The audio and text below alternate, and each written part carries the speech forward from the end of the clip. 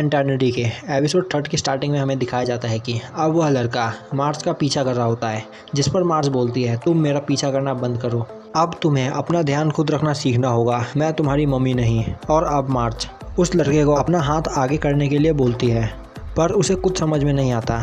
फिर मार्च उसके हाथों को आगे करती है और अब वह उसके हाथों में फल देती है, पर वह लड़का उस फल को नीचे गिरा देता है और उसे नीचे गिराकर खाने लगता है। मार्च बोलती है तुम सच में छोटे बच्चों जैसी हरकतें करते हो और तुम्हारे चेहरे पर इंक भी नहीं लगी हुई है। चलो मुझे यह बताओ कि तुम आखिर कहाँ से आए हो, देखने से तो तुम मुझे यहाँ के नहीं लगते। अब मार्च उस लड़के को एक नाम देती है और बोलती है तुम इमॉर्टल हो तो फिर तुम्हारे लिए यह नाम अच्छा रहेगा। फूजी? नहीं, यह थोड़ा अजीब नाम है। फूसी कैसा रहेगा? नहीं, यह भी अजीब है। तो फू ठीक है तुम्हारा नाम, आज से तुम्हारा नाम फू चैन। अब सीन शिफ्ट होता है और हमें दिखाया जाता है कि 2 सोल्जर्स को फरोना पर नज़र रखने के लिए वहां पर रखा गया होता है, पर वह दोनों सोल्जर्स फरोना पर ध्यान नहीं दे रहे होते और तभी फरोना अपने जूते में से एक चाकू जैसा हथियार निकालती है और वह अब अपने हाथ में बंधी रस्सी को काटने लगती है। तभी वहाँ किसी बड़े जानवर के आने की आवाज़ सुनाई देती है और अब सभी का ध्यान उस ओर चला जाता है और अब पेड़ों के बीच में से निकलकर एक बहुत बड़ा भालू सबके सामने आता है, जिसे देखकर सब काफ़ी ज़्यादा डर जाते हैं। वहाँ मौजूद सोल्जर्स में से एक सोल्जर उस भालू के ऊपर अपने तीर से हमला करता है, पर तभी वह भालू उस सोल्जर को खा जाता है और यह देखकर दूसरा सोल्जर काफ़ी ज़्यादा डर जाता है और वह वहाँ से भाग जाता है। और अब वह भालू फरोना की ओर आगे बढ़ने लगता है। फरोना जल्दी जल्दी अपने हाथों में बंधी रस्सी काट रही होती है और भालू अब फरोना को एक पंजा मारता है, पर तभी फरोना अपने हाथों की रस्सी काट लेती है और वह वहाँ से भाग जाती है। और वह भागते हुए वहाँ मौजूद तीर और धनुष उठाकर तीर से उस भालू पर अटैक करती है और वहाँ से भागने लगती है। अब भागते भागते फरोना एक जगह पहुंच जाती है जहां आगे डेड एंड होता है। भालू भी फरोना का पीछा कर रहा होता है। भालू फरोना पे अटैक करता है और तभी फरोना उस डेड एंड से नीचे खाई में गिर जाती है। वहीं दूसरी ओर हाया से मार्च को ढूंढ लेती है। वहीं फरोना गिरते पड़ते उसी जगह पहुंच जाती है जहां पहले मार्च पहुंची थी और अब फरोना उठती है और दोबारा मार्च को ढूंढने के लिए वह आगे की ओर जाने लगती है। वहीं दूसरी ओर मार्च फू को बाय करती है और अब हाया से मार्च को अपने साथ ले जाती है। वहीं दूसरी ओर फरोना खाए हुए फलों का पीछा करते हुए मार्च को ढूंढ रही होती है और अब मार्च को ढूंढते हुए फरोना को रास्ते में फू दिखाई देता है, जिससे वह पूछती है कि क्या तुमने यहाँ कहीं किसी छोटी लड़की को देखा है। फू फरोना को देखता है और फिर चुपचाप आगे की ओर चलने लगता है और अब फरोना को माउंटेन पर एक जगह कुछ फ्लैग दिखाई देते हैं, जिसे देखकर वह काफ़ी ज़्यादा परेशान हो जाती है। वहीं दूसरी ओर हाया से मार्च को कुछ खाने के लिए देती है, जिसे मार्च खाती है और बोलती है इसका टेस्ट डिस्गस्टिंग है, जिस पर हाया से बोलती है सभी सेक्रीफाइस होने वाली गर्ल्स यह अपने रिचुअल से पहले ज़रूर खाती है और तुम्हें भी यह खाना होगा। अब हाया से बोलती है मार्च हमें एक बात बताओ, वह आदमी जो उस वक्त तुम्हारे साथ था वह कौन था। जिस पर मार्च बोलती है वह बस एक ट्रैवलर था और वह बाई चांस मुझसे मिल गया। जिस पर एक सोल्जर बोलता है यह झूठ बोल रही है हाया से, इसका बिलीव मत करना, वह वही मॉन्स्टर था जिसे हमने कल देखा था। वह पहले कुछ मांस और हड्डियों का टुकड़ा था और फिर वह अचानक से जिंदा हो गया। दूसरा सोल्जर भी उसे सपोर्ट करता हुआ बोलता है हाँ यह सच कह रहा है, वह जीव इस दुनिया का नहीं है। तभी एक सोल्जर उन सभी को आवाज़ देता है और बोलता है हम यहाँ ट्रबल में हैं। जिस पर दूसरा सोल्जर बोलता है तुम यहाँ क्या कर रहे हो, तुम्हें उस लड़की को गार्ड करने के लिए हमने छोड़ा था। वह सोल्जर जवाब देता है कि हम पर अटैक हुआ है और हमारा एक सोल्जर मारा गया। हाया से पूछती है तुम पर किसने अटैक किया। जिस पर वह सोल्जर जवाब देता है वह एक बड़ा भालू था जिसके पूरे शरीर पर स्पाइक्स थे, मेरे ख्याल से वह ओनिगुमा था। जिस पर दूसरा सोल्जर बोलता है यह तुम क्या बोल रहे हो, ओनिगुमा बस एक लेजेंड है, वह सच नहीं। क्या तुम यकीन से कह सकते हो कि तुमने कोई ऑर्डिनरी बियर नहीं देखा। अब हाया से बोलती है यह सब भूल जाओ, हमें जल्द से जल्द शेल्टर पे पहुंचना होगा।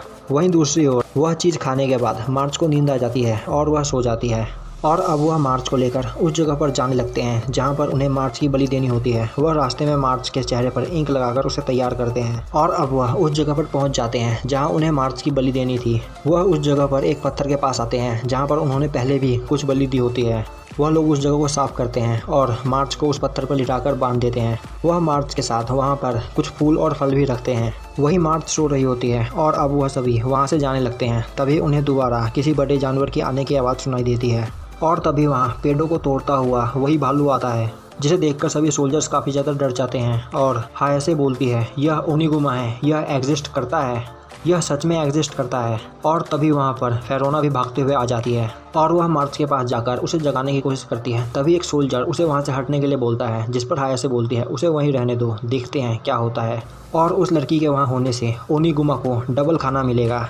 और अब धीरे धीरे ओनिगुमा उनकी ओर बढ़ने लगता है। वहीं फेरोना उन रस्सियों को खोलने की कोशिश कर रही होती है, पर वो रस्सी नहीं खुलती। अब वह चाकू निकालकर उन रस्सियों को काटने लगती है और तभी ओनिगुमा वहाँ आ जाता है और वह फेरोना को अपने पंजों से मारकर दूर फेंक देता है। अब हायासे बोलती है, अब हम समझ चुके हैं कि यहाँ क्या होने वाला है, चलो अब यहाँ से चलते हैं। और तभी वहाँ एंट्री होती है अपने फू चैन की, और फू के अंदर आते ही वह सोल्जर वह गेट बंद कर देते हैं। और अब हायासे को एहसास होता है कि एक आदमी गेट बंद होने से पहले ही इसके अंदर जा चुका है। हायासे भागते हुए दीवार के ऊपर जाती है और वह ऊपर से देखती है।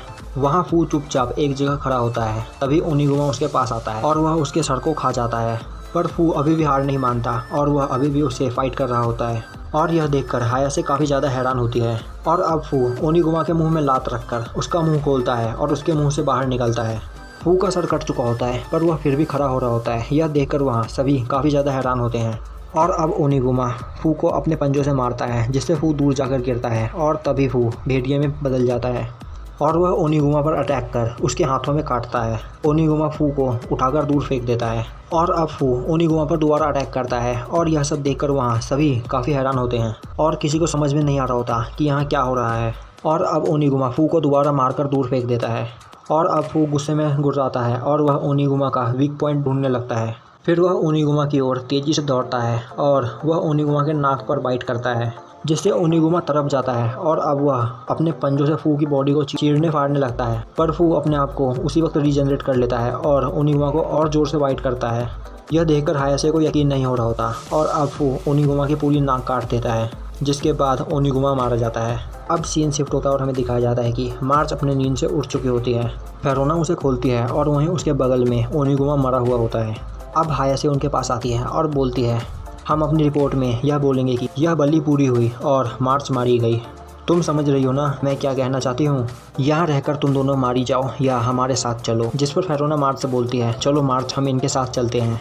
अब हायासे बोलती है, हम इन सभी को अपने साथ लेकर जाएंगे, बच्चे को भी, ओनिगुमा को भी और उस भेड़िए को भी।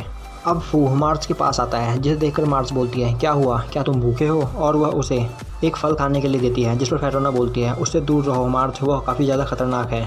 वह फल नीचे गिर जाता है और अब फू उस फल को खाता है और फर्स्ट टाइम वह बोलता है, thank you for the food. और यहीं पे हमारा एपिसोड ख़त्म हो जाता है। तो यार कमेंट करके बताओ कि यह वीडियो आपको कैसी लगी। अगर वीडियो अच्छी लगी हो तो लाइक करें, चैनल पर नए हो तो सब्सक्राइब करें और बेल नोटिफिकेशन को ऑल पे कर दें, जिससे हमारी आगे आने वाली वीडियोज़ आपसे मिस ना हो।